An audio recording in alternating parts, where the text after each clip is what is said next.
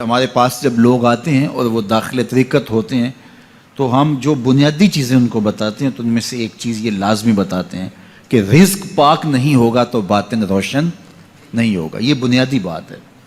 اگر رزق پاک نہیں ہے تو میرے حضور نے ارشاد فرمایا کہ ایک بندہ سفر کر کے کعبۃ اللہ کے صحن میں پہنچتا ہے اور کعبے کے پردوں کو تھام رہا ہے، وہ یمد یدیہ، اور لمبے لمبے ہاتھ کر کے کہتا ہے اے اللہ، لیکن اس کا کھانا حرام ہے، اس کا پینا حرام ہے، اس کا لباس حرام ہے، وہ غزیہ بالحرام، اس کو غذا حرام سے دی گئی ہے۔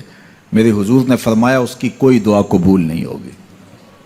سفر کیا، جنگل پہاڑ کاٹے، سمندروں کو پاٹ کر کے آگے گیا، ہواؤں کے کلیجے چیر کے آگے بڑھا، مہینوں کی مسافتیں طے کر کے گیا اور کعبۃ اللہ کے سامنے کھڑا ہے، سین حرم میں مطاف میں کھڑا ہے، لیکن اس کا جسم حرام سے پلا ہے، اس نے جو پہنا ہے اس لباس کا تانا یا بانا حرام کا ہے، اس کو غذا حرام کی دی گئی ہے، اس نے پیا حرام کا ہے، اس نے کھایا حرام کا ہے، تو پھر اس کا یہ سارا سفر رائے گاں چلا جائے گا، اس کو کچھ نصیب نہیں ہوگا۔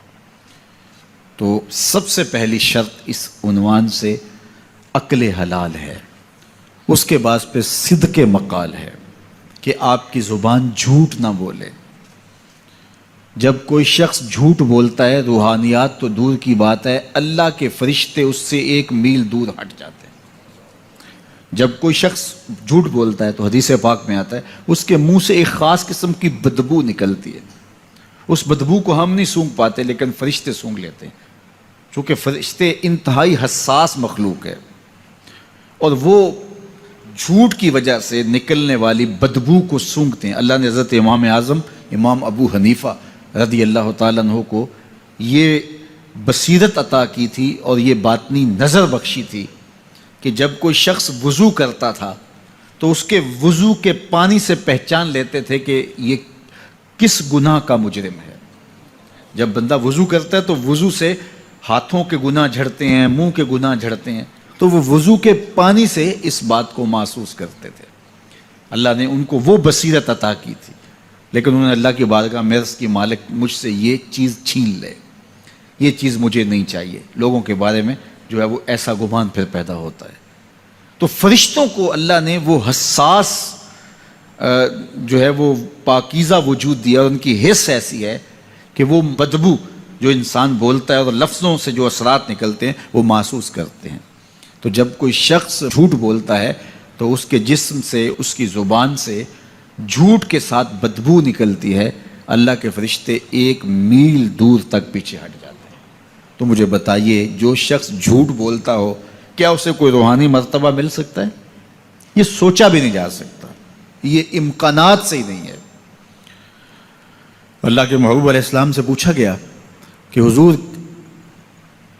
کوئی مسلمان، کوئی مومن کیا بزدل ہو سکتا ہے؟ فرمایا نہیں، وہ بہادر ہوتا ہے، لیکن ہو سکتا ہے کبھی اس سے بزدلی بھی سرزد ہو جائے، انسانی کمزوری ہے، کبھی انسان بہت طاقت میں ہوتا ہے اور کبھی انسان کمزور بھی پڑ جاتا ہے، فرمایا ہو سکتا ہے کبھی اس سے ہو بھی جائے۔ پھر پوچھا کہ بخل کر سکتا ہے؟ فرمایا نہیں، مومن سخی ہوتا ہے لیکن ہو سکتا ہے کبھی اس سے بخل بھی ہو جائے، کبھی کبھی دولت اسے اچھی بھی لگنے لگ جاتی ہے، جس طرح فرمایا گیا کہ اولاد مبخلتن مجبنتن، یہ جو اولاد ہوتی ہے یہ بندے کو بخیل بھی بنا دیتی ہے اور بزدل بھی بنا دیتی ہے۔ جب اولاد نہیں ہوتی تو بندہ سخی بھی ہوتا ہے اور بندہ جو ہے وہ مشکل حالات میں بھی کود جاتا ہے، لیکن جب اولاد ہوتی ہے تو پھر مشکل حالات میں کودنے سے پہلے سوچتا ہے میرے بچے ہیں یتیم ہو جائیں گے، اس کو یہ خیال آتا ہے، پہلے ایسے مال لٹاتا ہے لیکن اولاد ہو جائے تو پھر وہ اولاد کا سوچتا ہے کہ ان کے لیے کچھ میں جمع کر لوں۔ تو اولاد فرمایا میرے حضور نے کہ مبخلہ و مجبنہ، یہ بخیل بھی کر دیتی ہے اور یہ کمزور اور بزدل بھی بنا دیتی ہے۔ تو مومن ہوتا بہادر ہے لیکن ہو سکتا ہے کبھی اس سے بزدلی بھی ہو جائے، مومن سخی ہوتا ہے لیکن کبھی ہو سکتا ہے اس سے بخل بھی ہو جائے۔ لیکن تیسرا سوال حضور سے پوچھا گیا کہ مومن جھوٹا ہو سکتا ہے؟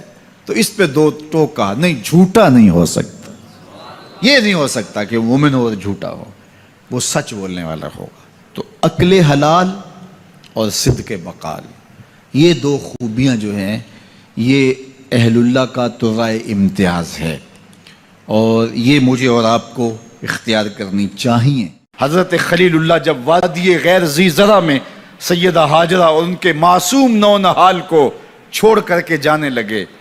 ایسی وادی جہاں حیوانی وجود بھی نہیں تھا، نباتات بھی نہیں پائے جاتے تھے، پانی کا ایک قطرہ بھی دستیاب نہیں تھا.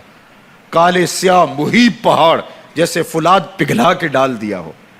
وہ وادی جہاں دن کو بھی خوف آئے، وہاں حضرت ہاجرہ نے راتیں بھی گزاری. کتنا دردناک لمحہ تھا. جب سحری کا وقت ہوا، حضرت خلیل اللہ دعائیں دے کے رخصت ہونے لگے. حضرت ہاجرہ سلام اللہ نے آگے بڑھ کے اپنے شوہر نامدار کا دامن پکڑ لیا. تمسکت بِأَزْيَالِهِ، دامن پکڑ کے بولی، میرے شوہر نامدار، اس محیب وادی میں، اس پہاڑوں کے دامن میں جہاں دن کو بھی خوف آئے، نونہال معصوم کے ہمراہ مجھے چھوڑ کے کہاں جا رہے ہو؟ حضرت خلیل اللہ نے کوئی جواب نہیں دیا. پھر قدم اٹھایا تو زوجہ نے پھر دامن پکڑا، پھر وہی سوال، پھر کوئی جواب نہیں آیا. تیسری مرتبہ دامن پکڑا، خلیل اللہ کی جانب سے کوئی جواب نہیں آیا. تو خاتون خود بولی، کیا اللہ کا حکم تو نہیں؟ تو حضرت خلیل اللہ نے کہا، نعم، ہاں اسی کا حکم ہے. حضرت ہاجرہ نے دامن چھوڑ دیا، کہا جائیے، خیر سے جائیے، اگر اس کا حکم ہے وہ ہمیں ضائع نہیں ہونے دے گا. جہاں دن نہیں گزارے جا سکتے تھے، پھر اس خاتون نے وہاں راتیں بھی کاٹی. وہ وادی جس میں وحشت بھی قدم رکھتی تھی ڈر ڈر کے، جہاں پھرتے تھے آوارہ تھپیڑے بادے سر سر کے، جہاں پر گھاس اگتی ہے، جہاں نہ پھول کھلتے ہیں، مگر وہ سرزمین ہے آسماں بھی جھک کے ملتے ہیں. اپنی پاک باز بیوی اور نونہال بیٹے کو چھوڑ کے حضرت خلیل اللہ دعائیں دے کے رخصت ہو گئے. تھوڑا سا توشہ تھا، 2-1 دن کے بعد ختم ہو گیا. پھر ماں کی چھاتی سے دودھ بھی خشک ہو گیا. نونہال پیاس سے تڑپنے لگا. ماں تو پھر ماں ہوتی ہے. تڑپتی ہوئی ممتا کا دل بے قرار ہوا. ایک پتھر کے سائے میں معصوم اسماعیل علیہ السلام کو لٹایا اور پانی کی تلاش میں جبل صفا پہ چڑھی. اطراف میں آسمانوں کی طرف دیکھا، کہیں کوئی پرندے اڑتے دکھائی دیں اور پانی کا نشان ملے اور میں وہاں سے بیٹے کے لیے 2 بوند لے آؤں، لیکن کچھ دکھائی نہیں دیا. تا حد نظر پھیلا ہوا آسمان ہی آسمان ہے اور پہاڑ ہی پہاڑ نیچے دکھائی دیتے ہیں. پھر مروہ پہ آئیں. درمیان میں نشیبی جگہ تھی، وہاں بیٹے کا من موہنا چہرہ دکھائی نہیں دیتا تھا. دوڑ کے گزری اور جا کے صفا پہ گھوم کے دیکھا، کچھ نظر نہیں آیا. ادھر بھی دیکھ لیا، ادھر بھی دیکھ لیا، لیکن ماں تھی. پھر دوبارہ صفا پہ آئی، صفا پہ دیکھا، کچھ دکھائی نہیں دیا. پھر تڑپ کے مروہ پہ آئیں، وہاں پھر دیکھا، کچھ دکھائی نہیں دیا. پھر صفا پہ آئی، کبھی صفا پہ کبھی مروہ پہ. تڑپتی ہوئی ماں کی ممتا، بے قرار دل. ادھر پانی کی پیاس سے تڑپتا ہوا معصوم اسماعیل پتھر کی اوٹ میں. درمیان سے ماں گزرتی ہے تو بھاگ کے گزرتی ہے کہ بیٹے کا من مونا چہرہ بھی نگاہوں کے سامنے رہے. ذرا منظر تو دیکھو کتنا دل آویز ہے. اللہ اکبر، سینوں میں پتے پانی ہو جائیں، پتھر بھی ہو تو پگھل جائے اس زہرہ گداز داستان سے. لیکن اللہ پر توکل اور ماں کی بے قراریاں، کبھی صفا پہ کبھی مروہ پہ، زبان پہ شکایت نہیں ہے. پھر جب مروہ پہ پہنچتی ہیں، 7 چکر مکمل ہو گئے، تو ادھر کیا دیکھا کہ معصوم اسماعیل ایڑیاں رگڑ رہا ہے. ماں کا دل ڈولنے لگا کہ بیٹا آخری لمحوں میں ہے. دوڑی کہ بیٹے کو جا کے اپنی چھاتی سے چمٹاؤں، ہو سکتا ہے 2 قطرے دودھ کے اس کی زندگی کی آس بندھا دیں. تو ماں دوڑتی ہوئی آئی، لیکن جب قریب آئی تو منظر بدلا ہوا تھا. معصوم کی ایڑیوں کے رگڑنے سے تازہ چشمہ پھوٹ رہا ہے. پانی ہے کہ بے قابو ہونا چاہ رہا ہے. آگے بڑھی، جلدی جلدی مٹی کی منڈھیری کرتے ہوئے کہا، زم زم، رک جا رک جا. اللہ اکبر. ہاجرہ سلام اللہ علیہا نے